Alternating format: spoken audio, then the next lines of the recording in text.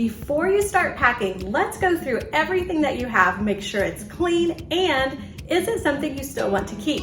Does it make you happy? Could it best be a gift for someone else to enjoy? When was the last time you really used that? Hi, I'm Gina Walton with the Walton Home team of Keller Williams, and here's our 5 packing tips. Okay, first of all, you don't have to spend a lot of money on boxes. So I really like the copy paper boxes that you can get at your work or supply stores. So just check with areas around you to see if you can get copy boxes because they're great to pack and easy to stack. The other thing is liquor stores have these pre-divided boxes which are perfect for your crystal or any glassware, and they do shift in case you have some fine china or something that you want to move around a little bit. Tip number 2, if it doesn't shake, it doesn't break.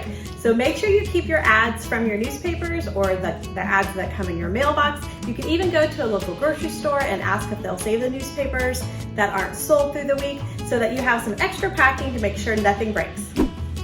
Okay, here's another tip that doesn't cost you anything extra. If you have clothing that you don't want to pack in a suitcase and it's just easier to keep hanging, but you don't want it to get dirty in the truck or the car, however you're moving, take a trash bag, wrap your clothes inside, and then you're just gonna tie it at the top. So your whole outfits are kept nice and clean during the move.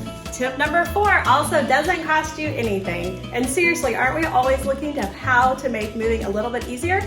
Well, in order to carry these big boxes without all the way being at the bottom, take an X-Acto knife or a knife. I think we've already packed our X-Acto knife. And just kind of push your triangle inside so you have a hole on both sides, and now you're ready to easily carry your boxes. And last but not least, make sure you have a carry-on suitcase for your first night so you're not trying to unpack things for that evening to get ready for bed or the next morning to get ready for your day.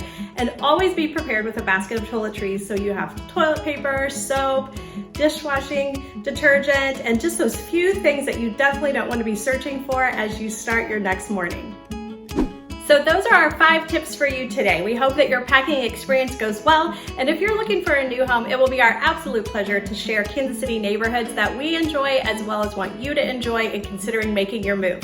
Please feel free to subscribe for more Kansas City tips, favorite adventures, and experiences from the Walton Home team. Until next time, have a great day, Kansas City.